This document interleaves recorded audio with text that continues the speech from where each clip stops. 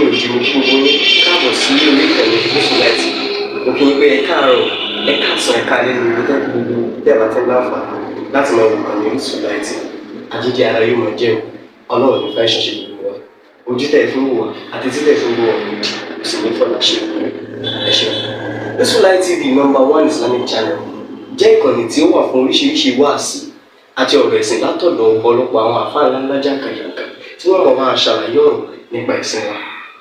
Ní báyìí ẹ bá mi subscribe sórí Orísun TV kí ẹ̀yin máa jẹ́ ọ̀pọ̀lọpọ̀ gbádùn àwọn fídíò táwọn fi síbẹ̀ lónìí ọ̀rọ̀. Ẹ bá mi like kí ẹ sì bá mi subscribe, ẹ bá mi share kí ẹ bá mi comment sórí àwọn fídíò ìṣẹ̀lẹ̀ bẹ́ẹ̀ ti sí. fún wọn ní kàmáàlù tí ìlú wọn sọ ẹni tí ó gbé iṣẹ́ tí ń ṣe ni bàbá tájú adábù ti rí wípé ẹni tí iṣẹ́ tẹ̀mí ṣe ẹni tí ọba mi béèrè wọ́n ti wá sọ lóko ọ̀lẹ́ kalẹ̀. وأذن له بالوعظ والإرشاد والتعليم وأذن له بالوعظ. nígbà ni ní bàbá tájú adábù wọn á yọ̀dá fún tí ó kà máa ìpínlẹ̀ láti ṣe ibi tó pé dé tó ti dín náà ọ̀yà máa ṣe wá àṣìkiri. والإرشاد والتعليم. fi ìrìṣàdù fáwọn ènìyàn máa fáwọn ènìyàn mẹ́nà máa kọ́ àwọn ènìyàn ní kí. وعمره آنذاك 15 عاما. ọmọdún mẹ́rin tí ó kà nínú dáná 15 àmà ọmọdún mẹ́ẹ̀ẹ́dógún ni wọ́n ti dà fáàgbà ta lọ sọ bẹ́ẹ̀ sọ́kà àgàfàdà. فكان بذلك آية من آيات الله. èyí ni náà ṣé Ádámù náà wà á rí i pé ṣé kàmáàdì ẹsẹ̀ yẹn lásán áyàtá kánà áyàtá mi náà áyàtì láì àmì kan nínú àmì Ọlọ́run ṣé kàmáà. وعجوبة من عجيب الدهر. ojú kánà ujúbata min àjíbi dahar nítorí wọn pè ní àjúbà àrísẹ́mà ní orí bẹ́ẹ̀ ntaari iṣẹ́ kàmáà nìṣẹ́ nínú àwọn ntaari irú ẹ̀rí láyé nínú tí ìgbà pòdúsì èèyàn òmìnira èèyàn kí ló èèyàn wò ní àmọ́ tí irú eléyìí láwùjọ wa ní náà ni bàbá ṣókà máa ṣó Ádámù ní sọ ẹ. وكرامة لشيخ تاج الأدب وكان كرامة لشيخ تاج الأدب. káàní kàrámà tani. tí a bá fẹ́ wí pé ṣé o tajà Ádámù wọlé ní àbí wọlé kọ́ kí ni kàrámà rẹ̀ ṣókà máa ní kàrámà wọn. káàní ṣẹ́kù kàmáàlì yìí kàrámà tani ní ṣẹ́kù tájì Ádámù. لأنه أول من تبحر وتخرج في مثل سنه في جميع بلاد نيجيريا. dákun ẹ jẹ́ ọgbọ́n tí ṣé Ádámù sọ yìí. لأنه ẹ̀fọ́ àǹfààní ayé yẹn dákun ẹ jẹ́ ẹ̀dùnkú ẹ̀fọn ní. لأنه أول من تبحر. لأنه torí pé bàbá aṣọ Kamal أول من تبحر àkọ́kọ́ ẹni tó kọ́kọ́ di búdò nínú mímọ̀ ni. وتخرج في مثل سنه في جميع. yàtọ̀ sí gómìnà tá Ọlọ́run wá jáde sáyé. في مثل سنه. sílẹ̀ sẹ́ni yìí ní ọmọ ọdún mẹ́ẹ̀ẹ́dógún gbọ́dọ̀ ẹ̀wọ́ gbọ́dọ̀ 15 years. في جميع بلاد نيجيريا. èyí wá ṣẹlẹ̀ Yorùbá nìkan tí wàá dàbí fi jẹ̀mí ìbíládì Nàìjíríà gbogbo Nàìjíríà pátá ṣé o kà máa dìbò. بل في غرب يفرق يوما في ذلك الزمان. ẹtì ẹ̀fí Nàìjíríà nìkan lẹ̀ fi ìfìrìkìyà ní gbogbo Áfíríkà gẹ́gẹ́ ìfìyà ní West Africa. ṣé o kà máa ní ẹni tá a kọ́kọ́ rí bẹ́ẹ̀ ṣé o Ádámù ní ròyìn mọ́. ولم يسمع العلماء بنبوغ أحد ولا بنضوجه في الخامسة عشر. يسمع العلماء.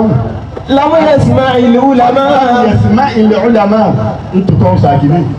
لم يسمع العلماء. àwọn àfáà tó tiẹ̀ wọn ò gbọ́ àwọn àfọ ọ̀gbọ́ rí. بنبوغ أحد. ẹnìkankan ó jiná kóró báwọn. ولا بنضوجه. àbọ̀tẹ̀ wá jáfáfá báwọn ó gbó lùdúùjì wọn ò gbọ́ pé èèyàn gbó bá wọn rí láyé ní Nàìjíríà. Fílíkọ̀ mi sọ́tì àṣà àgbẹ̀wò ìmọ̀. ní dèédé ọdún mẹ́ẹ̀ẹ́dógún. Gbọ́dọ̀ ní ìmọ̀ mi Ṣáfi'í. ẹni tó kú bẹ́ẹ̀ kì í sì ṣe níyà kì í sì Nàìjíríà náà ni Ìmáàmù Ṣáfi'í. Wal Imam Ibn Taymiyyah. àti Ìmáàmù Ibn Taymiyyah. Wa Suyuti. dáàbò mẹ́rin náà mọ́tò ó tún kù òun. ìjísọ́ Ádámù sọ ń pa sí òkàbá ìlú ẹ̀mú yìí ń dání. ó fi hàn wípé Ṣéhù Ádámù ò ní àníyàn tí ọ̀dà sí Ṣéhù Kamal ẹ wá jẹ́ ń sọ Ṣéhù Kamal náà.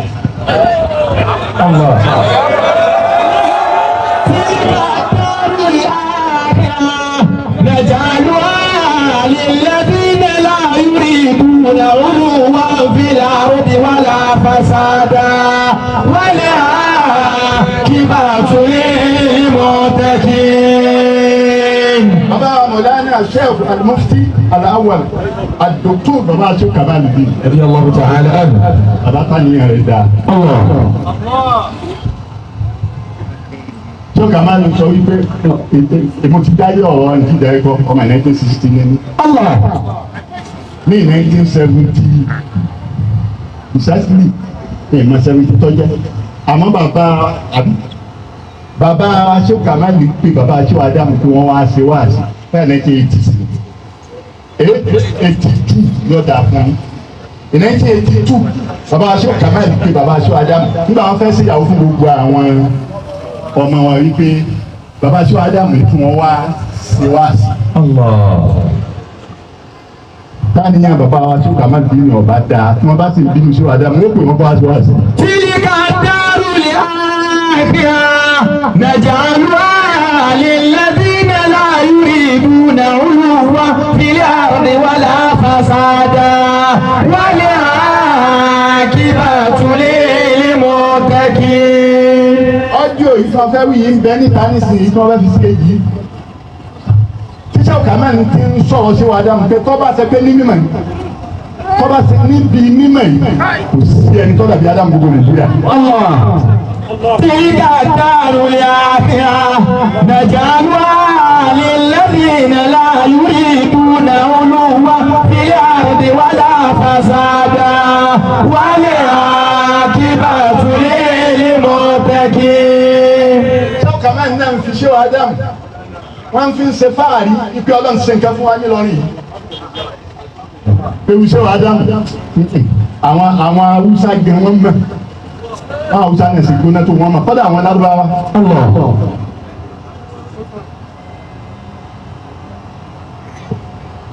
Ṣéhù Kamal ni wá Allahu Akbar Ọlọ́run bá ṣàlékún ìkẹ́gẹ̀ fún àwọn bàbá méjèèjì náà. Àmín. nínú àwọn akẹ́lẹ̀ mà wípé Ọlọ́run má sì wá lẹ́ni tí ó da ẹ̀yìn àwọn ẹni rí. nínú àwọn ọmọ bàbá Ṣéhù Kamal ìtàn ni tí ò sí ọ́nbẹ́ bàbá wa Mufti ẹlẹ́ẹ̀kẹta bàbá wa sọ bí yóò láì wọ́n lọ mọ́ríkàsì wọ́n lè kí wọ́n mọ́ríkàsì. èmi wọn wá jókòó báyìí nílé wíìrìdì àbí wọn nígbà gádà èmi wọn jọ jókòó báyìí bàbá Mufti ẹlẹ́ẹ̀kẹta ọ̀fìnlẹ̀ mọ́ wá sí wá sí mọ́ wá dùn wọ́n gbà mí lọ́wọ́ mo fi júwe ilé ibi tí mo ti wá wọ́n wá ní báyìí ní ìtàn mo ní èmi náà mà bẹ́ẹ̀ bàbá sí bàbá bàgẹ́ni bàbá gbẹ̀rẹ̀fẹ̀rí nílé Ìgbàlẹ̀ pé bàbá àyè tí wọ́n bá ń lọ síbi wá sí Ṣéhù Kamal èmi máa ń tẹ̀lé wọn lọ wọ́n kéèké tí wọ́n wá Ṣéhù Kamal bá ti rí wọn sọ̀rọ̀ pé Ọlọ́run fún wọn ní tẹ̀lé bàbá ẹ̀ka náà wọ́n dìde báyìí wọ́n lẹ́gbẹ̀ẹ́ mi ní bọ̀ tó gbé bàbá yẹn lẹ́gbẹ̀ẹ́ wọn àwọn méjì ní ọkùnrin kan obìnrin kan ẹ̀gbọ́n ni wọ́n jẹ́ fún bàbá Ṣéhù Kamal ìyá kan náà bàbá kan náà wọ́n wá dìde pé ẹ̀gbọ́n mi ní bọ̀ mi láti fi sàpọ́nlé bàbá yẹn. so bàbá Ṣéhù Kamal dín wá jẹ́ ẹni tó ṣe wípé bàbá sọ fún mi láì máa sọ fún mi ẹ̀sìn wípé nígbà pariwo àsìkò ni wọ́n dùn wọ́n ti ń ká èmi náà màlìkà sí ni mí ọ̀dọ̀ màlìkà sí ni wọ́n ti sọ déètì fún mi láàrin ìní àtọ́lọ̀ tí bàbá sọ́kà máa ń tá ni wọn ọ̀bá da àwọn olùkọ́ ọmọ wọn lọ. tilka darul akhirah naj'aluha lilladhina la yuriduna uluwan fil ardi wala fasada wal aqibatu lil muttaqin. Ádámù náà sì fẹnu ara wọn sọ wípé ṣiṣẹ́ òkàmálì ni mo rí ọlá wọn mi tọrọ. Ṣiṣẹ́ wà Ádámù lọ sọ fún àwọn. Wípé àwọn àwọn bàbá àwọn ọ̀fẹ́ kọ́ dàbí ìtúkù. Táwọn wá rí ọwá dúdọ́ kí àwọn wá wo pé ṣé kàmẹ́rì àwọn wá rí mo dá nígbà bí kì í bá àbá yìí sọ̀rọ̀. Omi kí àwọn wá sá lọ lè bá wọn. Àwọn wá ní ẹ̀dákun àbá ìdákun ṣe àyíra àti tó. Ọba àgbọ̀dọ̀ tó ń jẹ náà. Wọ́n ṣe kàmẹ́rì wọn bá wọn bá wọn ní wọ́n á sọ dédé ìgbà tí wọ́n kù nígbà táwọn oṣù lọ lè wù dédé ìgbà tí wọ́n kù náà lọ́jọ́. tilka darul akhirah naj'aluha lilladhina la yuriduna uluwan fil ardi wala fasada wal aqibatu lil muttaqin. Ọmọ atẹ́yìn ṣe làwọ̀ jẹ́ o.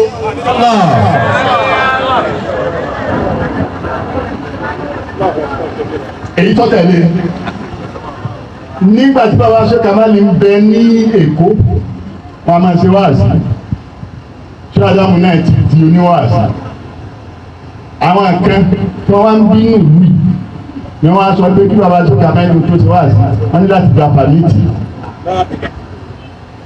òtún kí wọ́n wá gba pàmìṣàn lọ́dọ̀ àwọn tí wọ́n tó ṣe wáàsí yóò ní ìwé kan táwọn máa fún wa ṣé Ádámù ló dìde pé kí ní jẹ́ bẹ́ẹ̀ àfa àwa àjà lẹ́ni kọ́ mọ̀ gba pàmìtì. Bàbá sẹ́wù oníwàásí àgbáyé ọlọ́ba akẹ́wọ̀n àwọn gẹ́ sọ̀kan yẹn wípé ní tọ́nà ṣé Ádámù ló gbìjà ṣe kàlẹ́ tó fi wá ṣé Ádámù ni mo bí gbogbo àwọn àfa ń jọ́nà àwọn àfa nẹ̀mẹ̀nẹ̀ àwọn àfa tó ṣe pé ìtúnẹ̀ ni wọ́n fi sábà èyí ò tó kọjá o àsìkò ọmọ ìyàgbẹ́ téèyàn ọmọ ìyàgbẹ́ gbogbo àwọn tí wọ́n sáfà tí wọ́n sì fi yóò sáfà wọn láti bọ̀ náà. wọ́n ti pé yóò lò ó tó ń dì mú èyí ò lọ ń wá kí oníkéèyàn ọmọ ìyàgbẹ́ wọ́n ti bọ̀ kan ṣé ó kà mẹ́rin wọn kọ́ ọmọ ọlọ́mọ yàgbẹ́ wọn kọ́ ọmọ ọlọ́mọ ẹnu wọ́n ti bọ̀ kan ṣé ó Ádámù wọn kọ́ ọmọ ọlọ́mọ yàgbẹ́ wọn gba gbogbo nkiri rẹ̀ wọ́n kó nkẹ́sí wọn lẹ́yìn. tòun ti bẹ́ẹ̀ ṣé Ádámù ṣe kí ni wọ́n confront wọn wọ́n challenge àwọn afá yẹn bẹ́ẹ̀ lè ṣe bẹ́ẹ̀ fún afá wa ṣó kàmá bí afá gbà ẹ̀dá kùtù bí ọlọ́run ọ̀rọ̀ àwọn ọ̀rọ̀ gbogbo wọn lásọ yìí nígbà tí ṣé Ádámù ti wá parí rẹ̀ wọ́n á kọrin pé á kà mẹ́lò ní ìtàkọ́dé láńkọ́ wákàlà òǹtàlá. yá kàmálò ní ìtàkọ́dé láńkọ́ wákàlà òǹtàlá.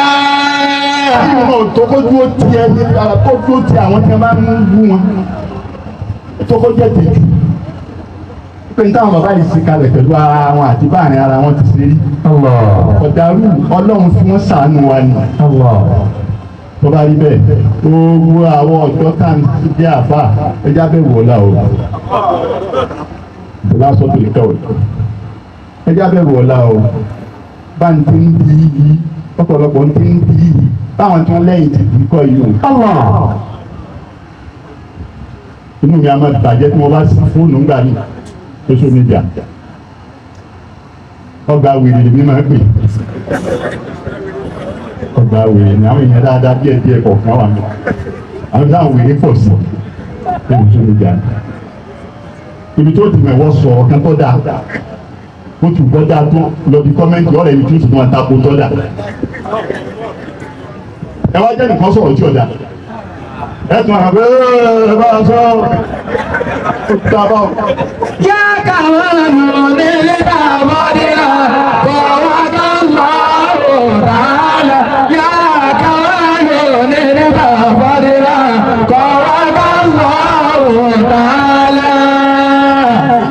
ẹ wo bó ti rí ẹ wo bí gbogbo èèyàn ṣe pọ̀ ìtẹ́lómi ń wá wá ní wípé wọ́n ní Ádámù Tání àti Abdulrasaq Ádámù Tání àtàdúrà àgbà wọ́n jọ tún pàdé gbogbo táwọn yìí kò tún mẹ́lòmí bí káwí ìgbà mi.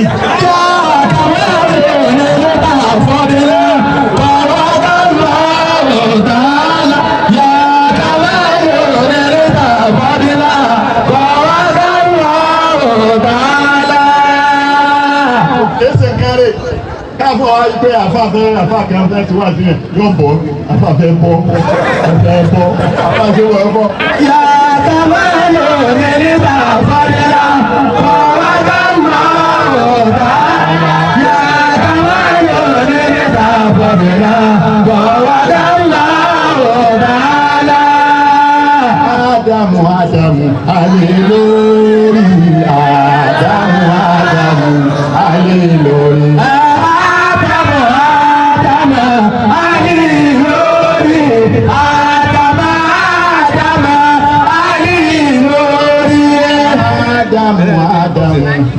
Alilori Ádámù alilori. Ádámù alilori.